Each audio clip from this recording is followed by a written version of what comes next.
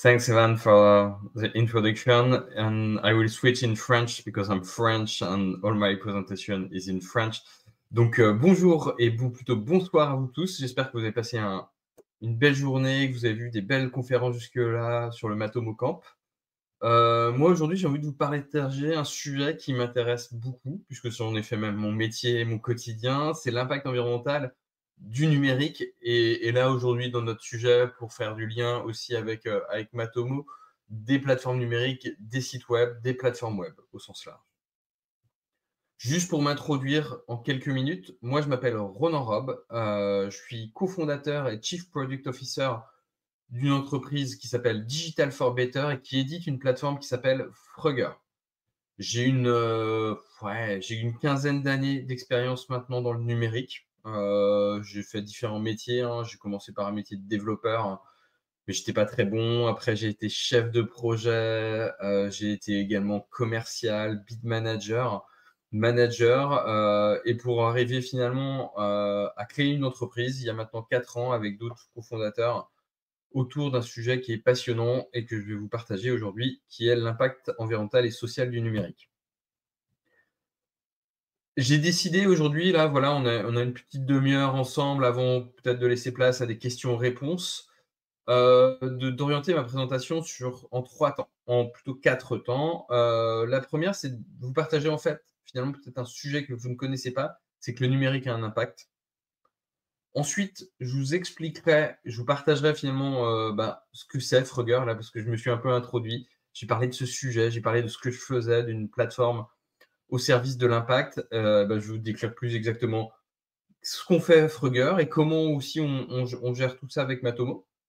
Et après, je vais vous partager un petit peu plus de manière méthodologique comment nous, aujourd'hui, on a défini une méthodologie pour évaluer l'impact environnemental d'une plateforme web.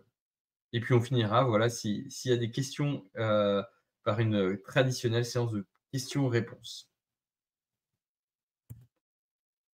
Donc, pour commencer dans le vif du sujet, je voulais vous commencer par le fait de dire, moi alors ouais, quand même un peu un préambule, un disclaimer, je suis un passionné numérique. Je fais ça depuis 15-20 ans maintenant, d'un point de vue professionnel. Je suis un ingénieur de formation.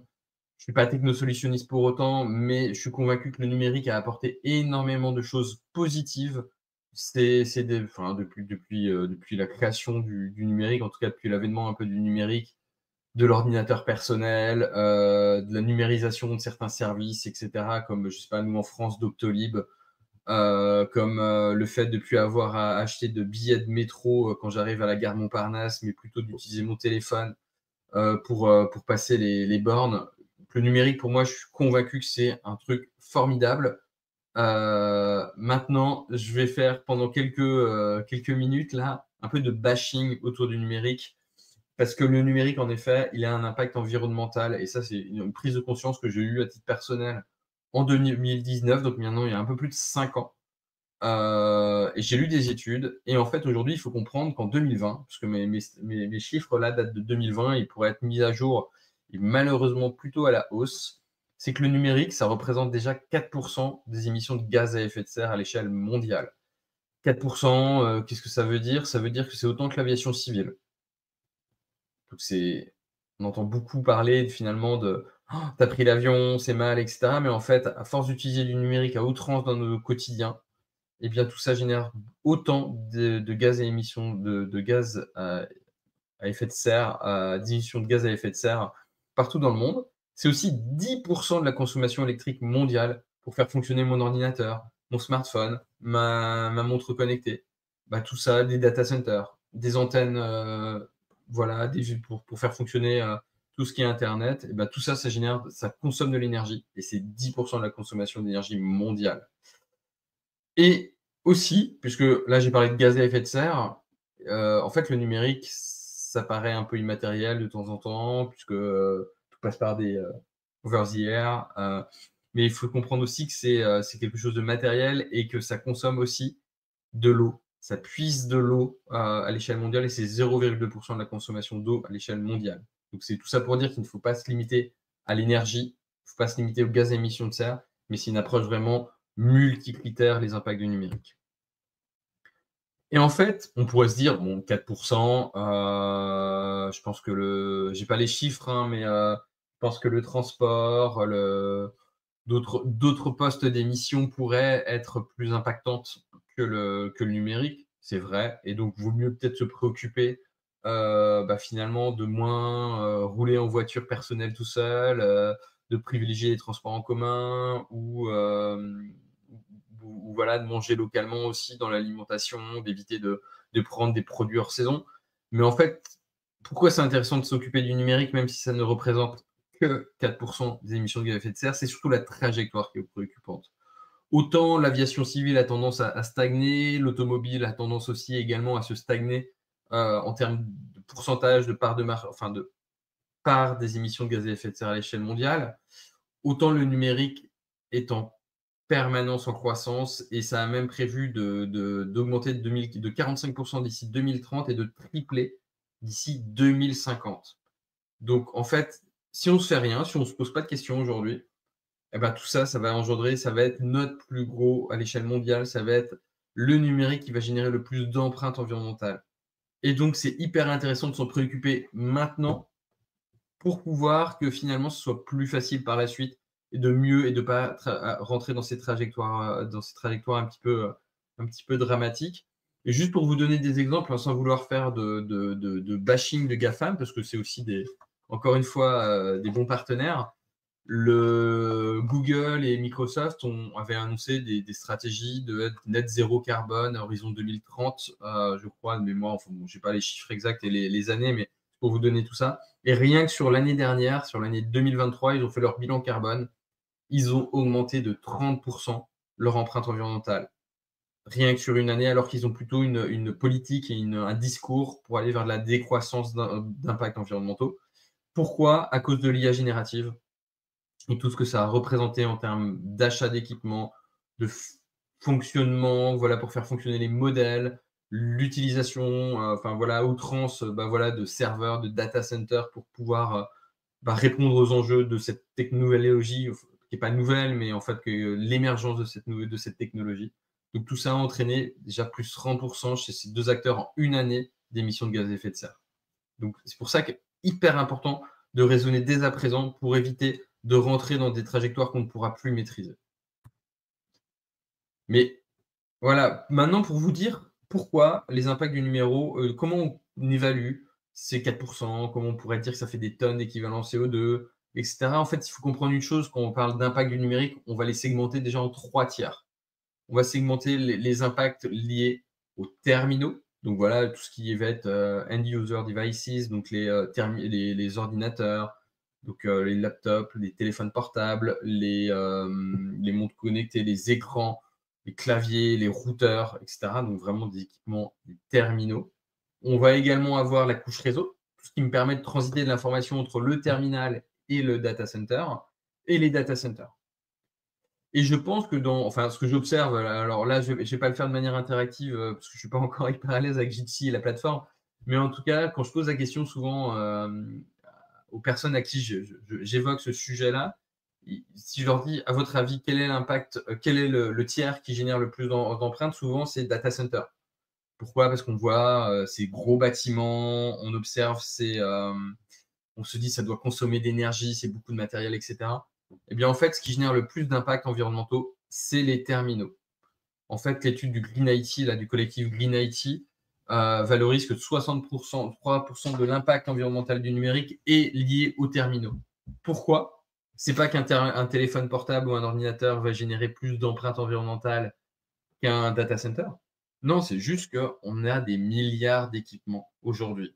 On construit, voilà, on est dans le suréquipement. Donc, on a il y a plusieurs, moi, c'est pas mon cas, mais on a plusieurs téléphones portables, plusieurs ordinateurs, on garde en plus dans leur placard. Et tout ça, finalement, ça génère beaucoup d'impact parce qu'on multiplie les équipements personnels. Alors que les data centers, oui, il y a des data centers un peu partout dans le monde, mais finalement, ça se centralise et c'est globalement voilà, mutualisé avec de grands nombres. Autre élément pour comprendre aussi pourquoi, en fait, comment on évalue un peu l'impact environnemental, du numérique? Il y a une méthodologie qui s'adapte à tous les domaines d'activité, hein. On pourrait prendre un pot de yaourt, on pourrait prendre cette mécanique d'analyse du cycle de vie, d'ACV, pour évaluer l'impact environnemental d'un pot de yaourt. Et ben, c'est la même chose pour un terminal, un smartphone. En fait, pour bien évaluer l'empreinte environnementale d'un terminal, on va regarder finalement les différentes phases de vie, du cycle de vie d'un équipement. On va regarder l'impact lié à l'extraction des matières premières qui vont être utilisées. Ces matières premières vont être utilisées pour la phase de fabrication du terminal. Ensuite, il y a une phase de transport, bah voilà, pour faire entre l'usine où est fabriqué cet équipement jusqu'à son lieu de vente. Bah, tout ça, il y a une phase de transport, il y a une phase de distribution. Donc voilà, hein, si c'est de l'e-commerce, si c'est de la vente en magasin. Ensuite, il y a la phase d'utilisation. Ah, donc voilà, tout ce qui est consommation d'énergie, parce que voilà, moi, j'utilise mon ordinateur, j'utilise mon smartphone. Et ensuite, la phase de fin de vie. Bah voilà, une fois qu'on a finalement arrêté d'utiliser parce que pour des questions d'obsolescence ou de fashion, de fast fashion, et cetera, en tout cas d'envie de renouvellement pour se faire plaisir, bah, tout ça, chaque phase va générer de l'impact et de l'impact environnemental.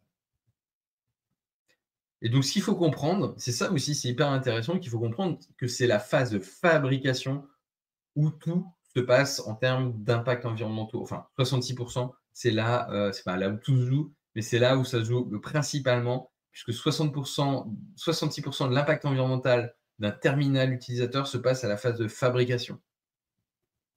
Donc donc dès que j'achète un équipement neuf, finalement, c'est là où je vais polluer un petit peu au maximum puisque, bah, je vais encore générer, de la fali un fab une fabrication de plus d'un équipement. Donc la fabrication d'un smartphone, pourquoi en fait on se dit que c'est la fabrication, par exemple, d'un smartphone qui génère le plus d'empreintes? Alors là, j'ai pris l'exemple d'un Fairphone visuellement, mais qui est plutôt un bon élève, hein, en termes de fabricant, de manufacturer de téléphones portables. Il faut déjà 70 matières premières pour fabriquer un smartphone. Il faut entre 30 et 350 fois leur poids en matière première pour fabriquer un smartphone. Donc je ne connais même pas le poids d'un smartphone, mais admettons que ça pèse 100 grammes. Il faut 3 kilos, minimum 3 kilos de matière première pour le fabriquer. Ou 350 kilos de matière première pour fabriquer ce smartphone. Ça aussi implique la destruction d'écosystèmes multiples. Bah voilà, pour extraire la matière première, on va utiliser des procédés chimiques, on va utiliser beaucoup d'eau, on va en plus la polluer cette eau. Et d'ailleurs, si je continue à parler d'eau, ça représente déjà 1000 litres d'eau pour fabriquer un smartphone. Donc ça, c'était pour vous donner un peu des grandes lignes sur, oui, le numérique a un impact environnemental fort. Le numérique aussi a un impact social, parce qu'en fait, le numérique, comme je disais, c'est génial. En fait, un Doctolib en France, ça a eu une valeur ajoutée énorme pour l'accès aux soins. Ça a permis de réduire les temps d'attente, ça a permis d'accéder à des professionnels de santé qu'on n'aurait pas vus en visibilité. Le métro, c'est pareil, c'est du gain de temps de scanner son billet de métro avec son smartphone plutôt que d'acheter et d'imprimer et de passer dans une borne avec un ticket. Mais en fait, en faisant tout ça, on a tendance à oublier des personnes. Alors, je pense que là, si on est tous là, plus sur cette plateforme aujourd'hui, on est plutôt des gens un peu à l'aise avec le numérique. Mais ce qu'il faut comprendre, c'est que les personnes en situation de handicap, les seniors, il y a de nombreuses personnes aussi souffrant d'électronisme, même en France, même sur les populations les plus jeunes. Et il y a des utilisateurs aussi dans des conditions inadaptées qui ne peuvent pas profiter des services numériques. Et donc, de force de digitaliser à outrance, de numériser à outrance un petit peu tous les services, eh bien, on a tendance à exclure une partie de la population. Et donc, oui, c'est pour ça qu'il faut être vigilant, parce que le numérique a aussi un impact social. Et quand on parle d'impact social, on va parler notamment beaucoup des situations de handicap, de l'accessibilité numérique, puisqu'il faut déjà savoir que 18% des Françaises sont en situation de handicap, et ça touche plein de choses. On va parler de handicap visuel, hein, d'être non-voyant ou malvoyant jusqu'aux daltoniens, des personnes avec des handicaps moteurs où c'est compliqué d'utiliser un clavier parce qu'ils souffrent de tremblements, de préhension de la souris, sur des troubles dyslexie, dysorthographie, dyscalculie, sourds et malentendants finalement, qu'on va lire des vidéos, écouter, voir des vidéos. Si on n'a pas le retour audio, s'il n'y a pas de sous-titres, compliqué pour les sourds et les malentendants. Bref, toutes ces personnes-là, en fait, aussi, on a tendance à les oublier quand on fait du numérique. Et tout ça, toujours pour dire que ça a un impact. Donc ça, c'était un peu pour vous dresser, donc c'est pas très rigolo d'en parler à cette heure-là. Encore une fois, moi je suis convaincu que le numérique peut apporté plein de choses, mais que le numérique aussi, il faut prendre conscience qu'il a un impact environnemental et un impact social fort. Et c'est pour ça qu'on a créé, avec plusieurs associés, une entreprise qui s'appelle Digital for Better, où notre métier, c'est de faire du consulting autour de ces impacts. Comment aider nos clients grands comptes à prendre en considération ces impacts dans leur quotidien, dans leur usage du numérique, tant sur la partie matérielle, sur la partie infrastructure, donc sur la partie data center, que sur la partie éco-conception. Et donc, pour accompagner ces clients, on a développé une plateforme SaaS qui s'appelle Frogger, qui est une plateforme qui fonctionne toujours avec différents modules. Je pense que j'en parle après, oui. Fonctionne toujours sur le même pilier. Je vais aller collecter de la data dans des systèmes existants de l'IT de mes clients. Et cette data, elle peut être sur des logiciels de CMDB, comme ServiceNow. Ça peut être sur les cloud providers, sur les solutions de supervision des infrastructures des data centers. Mais ça peut être également sur les plateformes numériques, on y reviendra d'autres, sur des analytics aussi. Un Matomo, aujourd'hui, est une super source d'information pour pouvoir mesurer l'impact environnemental du numérique et pouvoir en plus orienter les travaux sur l'impact social. Parce qu'en fait, toutes ces datas qu'on va collecter de manière automatique, on va la transformer en indicateurs environnementaux. Donc, empreinte carbone, empreinte en eau, consommation d'énergie, mais également autour de l'impact social, et je vous expliquerai comment par la suite. Et nous, on ne veut pas que nos clients s'arrêtent avec des indicateurs. Je pense que c'est comme beaucoup pour vous qui faites pas mal de web marketing, de web analytics, de se dire, en fait, c'est bien de consulter, d'avoir des indicateurs. Mais en fait, nous, on veut que nos clients s'en saisissent et utilisent la plateforme vraiment comme un outil de pilotage pour monitorer leur performance environnementale, leur performance sociale au quotidien. Et donc, pour aller encore plus loin, c'est à partir de ces indicateurs, à partir de ces trajectoires et de ces datas qu'on a collectées, on veut aider nos clients et on veut leur proposer on leur propose des moteurs de recommandation avec des quick wins, des actions simples et concrètes pour améliorer leur empreinte numérique. Donc pour ça, nous, voilà, on a notre posture Frogger, c'est d'offrir une vision 360 de l'empreinte numérique globale avec des informations, des modules dédiés, un module sur le parc matériel, un module sur l'infrastructure, un module sur les services numériques, donc les plateformes web, puis je reviendrai, sur la digital workplace, donc les outils comme Teams, SharePoint, OneDrive, Copilot, voilà, et aussi des outils autour de l'accessibilité. Donc on a la chance de travailler avec de nombreux clients autour de leur, voilà, de leur empreinte et de leur trajectoire. Maintenant, ce qui nous intéresse aujourd'hui, c'est de vous expliquer, moi, après cette introduction, le sujet que je voulais vous partager, c'est comment fonctionne notre plateforme et comment on évalue un petit peu cet impact environnemental et cet impact social du numérique et quel est le rôle des analytics dans cette démarche. Donc, Frogger, comment ça marche sur une site web? On prend un site web e-commerce ou un intranet, d'une entreprise quelle qu'elle soit, d'un grand groupe. Nous, notre première source de données pour Frogger, notre plateforme qui va sur la collecte de données, ça va être l'URL et ça va être la plateforme numérique en tant que telle, puisqu'on va avoir des crawlers, un robot qui va aller analyser chaque page du site e-commerce. On va aller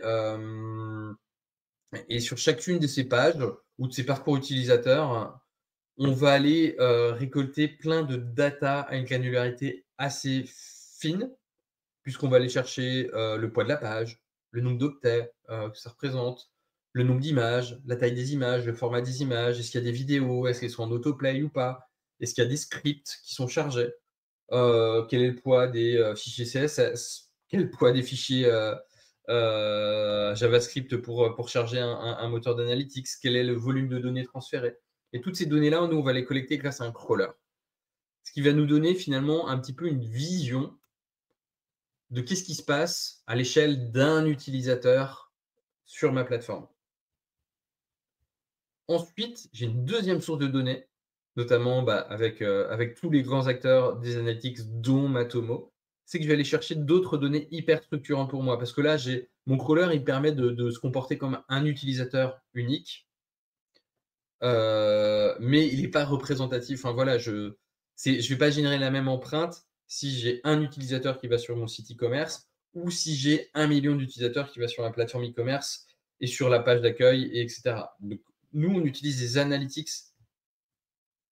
de manière énorme, de manière très importante et intensive, pour aller chercher des données sur combien j'ai eu de visites sur cette page, page par page, combien de temps sont restés les utilisateurs. Parce que finalement, plus de temps ils restent sur une page d'accueil, plus leur poste de travail, leur smartphone va consommer de l'énergie, donc plus ça va générer de l'empreinte environnementale.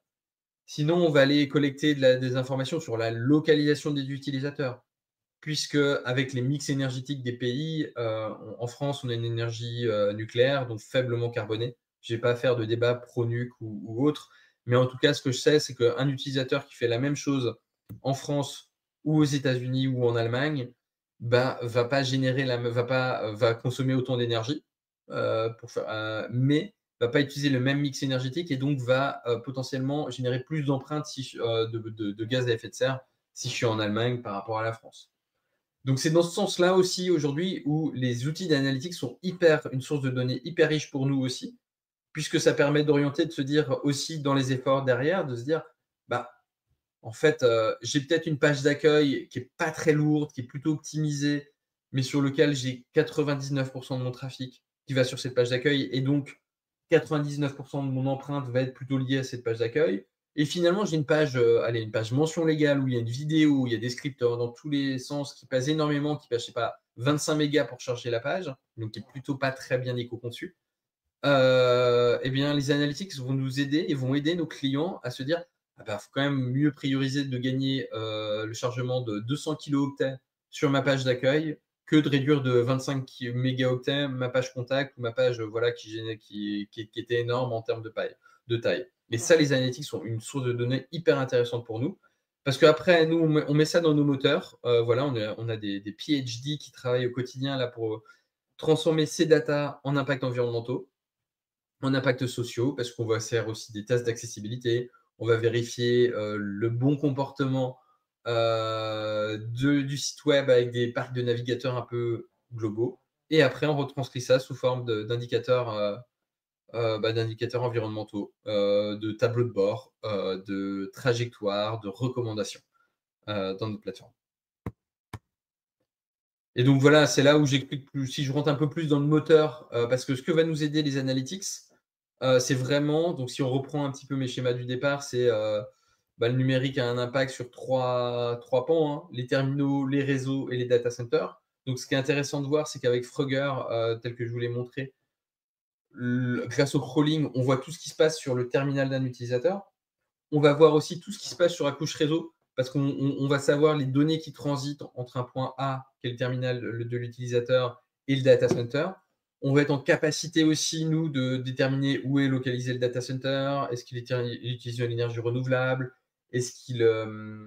comment expliquer ça voilà, enfin, sur les caractéristiques, combien il y a de VM, donc ça, on peut paramétrer tout ça. Et donc ça, c'est hyper intéressant pour pouvoir évaluer l'empreinte. Et les analytics nous aident à évaluer l'empreinte liée à ce qui se passe côté end user, donc côté terminaux utilisateurs. Donc je retourne sur mon petit schéma, excusez-moi.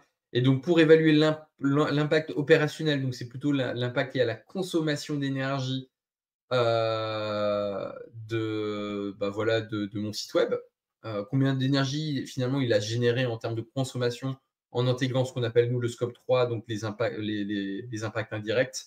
Donc on va prendre en considération la durée moyenne de la visite, le nombre de vues, par vue et par date de visite, donc par page et date de visite, le nombre de vues par équipement, parce que finalement, si j'ai que sur un site, j'ai que de l'audience sur smartphone ou que de l'audience sur desktop, en fait, ça consomme pas autant d'énergie en nombre de kilowattheures, un laptop ou un smartphone, Et donc, tout ça, nous, on l'intègre et les analytics nous aident, Matomo nous aide à calculer tout ça.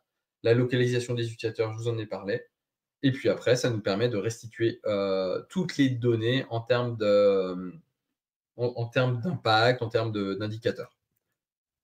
J'ai été un peu plus vite que ce que je pensais. Je ne sais pas si ça a généré des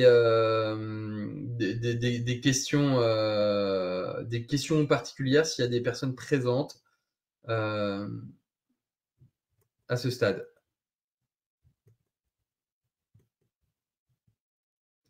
Evan, have you seen some question in the chat? I have not.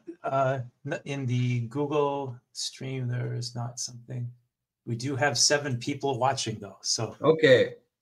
So do not hesitate. Your room has the most people, actually. Oh, okay, great. So do not hesitate to ask. Yeah, if you have some question, maybe I can show you quickly my platform. If yes, that would be fine. It's really simple to use a Frogger. Up, start screen sharing. Yes. Okay.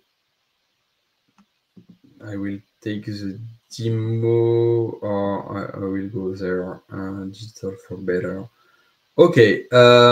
So we've got. Je rebascule en français. Excusez-moi. Toujours du mal à basculer d'une langue à l'autre.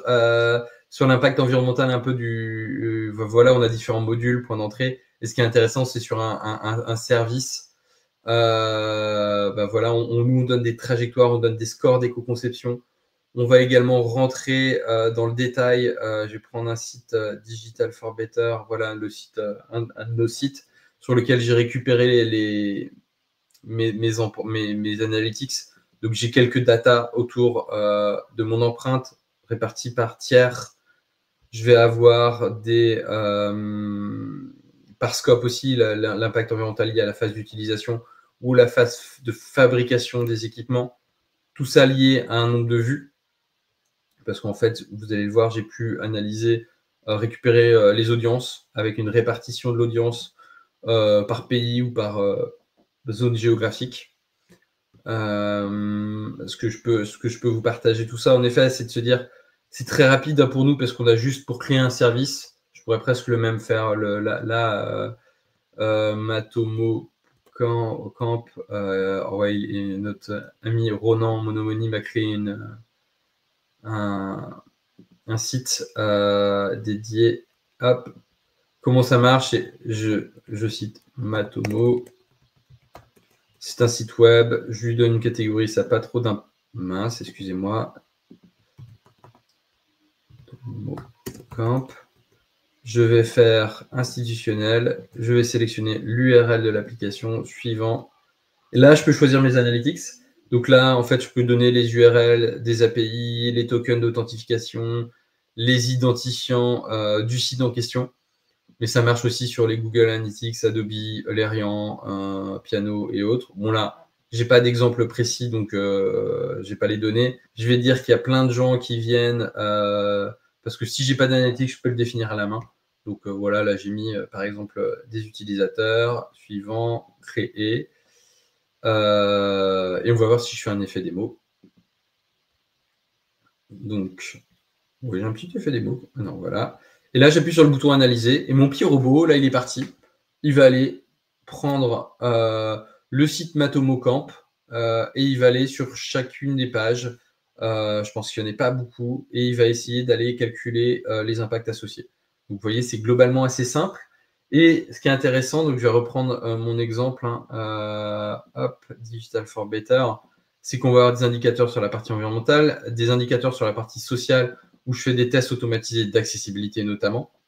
Et ce qui m'intéresse, moi, c'est donc les recommandations. C'est de se dire, j'ai aidé mon client à lui dire, bah, le site Digital for Better, il est plutôt éco-conçu, il y a des bonnes pratiques, mais il a généré de l'empreinte. Et comment je peux améliorer l'empreinte environnementale? Et grâce aux analytics, grâce à notre robot, je vais pouvoir dire que la meilleure action à mener, c'est de réduire le poids des fichiers JavaScript sur cette page d'accueil, puisque ça représente le plus de... C'est là où ça représente le plus d'empreintes. Ensuite, ce sera la page contact, la page actualité, et tout ça lié en l'audience. Et finalement, on se rend compte que quasiment, j'ai le même fichier JavaScript, globalement, qui est chargé sur les 2 pages. En fait, il vaut mieux, comme on a tellement de monde à venir, j'exagère, il n'y a pas beaucoup de trafic, mais en tout cas, le plus gros du trafic va sur la page d'accueil. C'est là qu'il faut agir parce que c'est ça qui va me permettre de gagner le plus de points Frogger, de score d'éco-conception. Cool. Hey, Ronan. Yeah. I have one question. The question came from the audience, and the question is, what about servers? They want to know, are some servers preferable? I don't know if they mean cloud server or...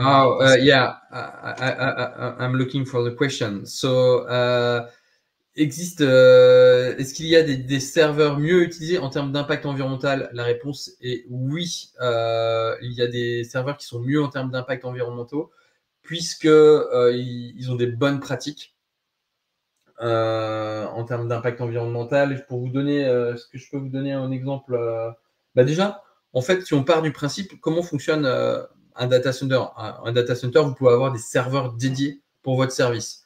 Donc, ça veut dire que vous avez une grande armoire, une grande baie avec des serveurs qui vont être utilisés que pour votre service. Et donc, quand vous n'avez pas d'usage, quand il n'y a pas de trafic, parce que par exemple, mon site, moi, quand je suis en France, quand c'est la nuit, personne ne va sur mon site, c'est un peu dommage d'avoir monopolisé tout un serveur pour une audience qui n'est peut-être pas présente la nuit. Après, il y a la virtualisation. Donc déjà, d'utiliser des machines virtuelles, ça permet d'allouer des zones de mon serveur de manière un peu plus intelligente pour mes différents services. Donc là, on va dans la mutualisation. Et ensuite, il y a le cloud. Toutes les grands GAFAM sont plutôt des bons élèves, puisque eux, ils sont dans l'ultra-optimisation des ressources, et donc sont plutôt d'utiliser un serveur en nuage dans le cloud. En tout cas, voilà, c'est des choses qui sont plutôt positives, puisque ces acteurs vont en premier lieu être hyper optimiser l'usage des ressources, donc la consommation d'énergie, parce que c'est un gros poste de dépense chez eux. Il y a également ce qui est hyper intéressant, c'est de se renseigner sur le taux d'énergie renouvelable de ces fournisseurs, que ce soit même des hébergeurs plus traditionnels aujourd'hui. Il y a des bonnes pratiques. Je vais perdre tous mes noms, mais là, il y en a même, il y en a des super qui font Infomaniac, ce genre d'acteurs sont des acteurs qui utilisent vraiment de l'énergie renouvelable, 100% d'énergie renouvelable pour faire fonctionner les serveurs, donc c'est une bonne chose. Ils ont une politique aussi de gestion du matériel, de faire durer la vie, prolonger la durée de vie au maximum des serveurs et des équipements présents dans les serveurs et dans les data centers. Mais ce qui est intéressant aussi à regarder en termes d'hébergeurs, c'est ces notions d'impact, parce que, par exemple, tous les cloud providers sont les meilleurs en termes d'optimisation. Il y a un KPI qui est hyper intéressant qu'on appelle le PUA, Power Unit Effectiveness, qui est l'efficacité énergétique d'un data center. En France, dans une banque, par exemple, une banque créait un data center il y a 6 ans. On avait un ratio de 1,6. Ça veut dire que seulement 60, en fait, il y a 60% de déperdition un peu d'énergie qui ne sont pas utilisées pour faire fonctionner le data center, qui ne sont pas utilisées pour faire fonctionner les serveurs. Un cloud provider aujourd'hui tourne autour de 1,1. Donc, ça veut dire qu'il est hyper efficient en termes d'utilisation d'infrastructures, d'énergie. Mais un Google, par exemple, ils sont très bons sur l'impact carbone, mais ils sont très mauvais sur l'eau parce qu'ils utilisent beaucoup d'eau pour refroidir leur data center, et donc ils sont très bons en consommation d'énergie, mais pas très bons en impact en eau. Donc c'est pour ça que c'est important, quand vous choisissez un hébergeur, de regarder vraiment toutes les caractéristiques. Je suis un peu dérivé dans tous les sens, vous l'avez compris, je suis un peu passionné par mon sujet. Mais oui, pour répondre à la question, c'est oui, il y a des acteurs à privilégier, mais déjà, viser la mutualisation, le cloud est une bonne pratique. Après, choisir entre un GAFAM ou un autre, ça va être la même chose. Tant mieux, ça a l'air de répondre à la question. They said that was a good answer. Yeah. Thank you. I'm looking at YouTube chat.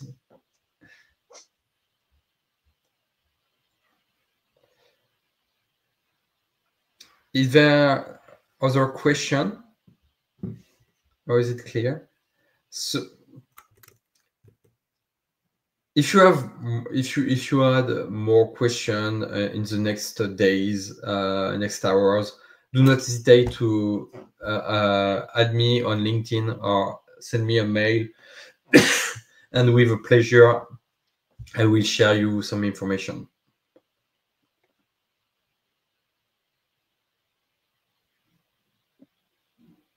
Okay. So thank you very much.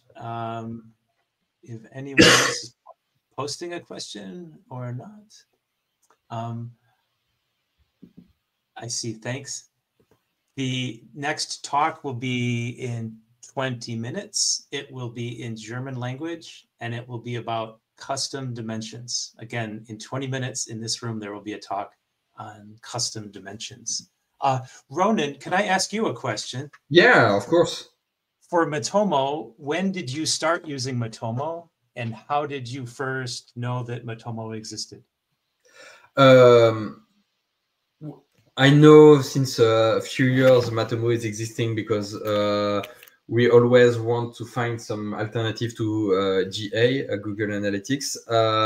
But we work with a lot of customers all around the world, more in France, of course, because we are a French company.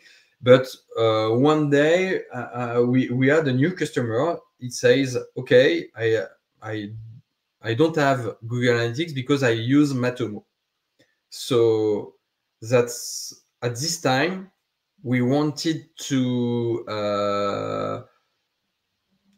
collect the data from Matomo in order to do our job. So evaluate the environmental impact of the website. And that's where I met Ronan Hello. I think a lot of people know him actually. And it helped us to find the good APIs to collect the data we need to perform our compute. Okay.